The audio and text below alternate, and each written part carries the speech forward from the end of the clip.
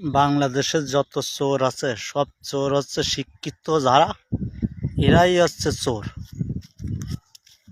কেন জানেন? অশিক্ষিত যারা, এরা কোনোদিন চুরি করে না। যারা শিক্ষিত তাদের চোর বেশি। যেরকম উদাহরণ, আমি একটা চাকরি নিতে গেলে টাকা দিয়ে লাগবে 5 লাখ, 2 লাখ, 1 লাখ। টাকা দিতে পারলেই আমার চাকরি আছে, টাকা না দিতে পারলে আমার চাকরি নাই। এরাই হচ্ছে মূলত চোর। আমার মতন ভ্যান চালক, অমুক রিক্সা চালাই খায়, এরা কোনোদিন একটা চুরি করেছে শুনছেন? হ্যাঁ, আমরা চুরি করতে পারি কত 1,000, 5,000, 10,000 এরম। আর ওরা দিনে মানে ডাকাতি ব্যবসা। যেরকম একজন ঢুকতে গেলে 5 লাখ, একজন ঢুকতে গেলে 30 লাখ।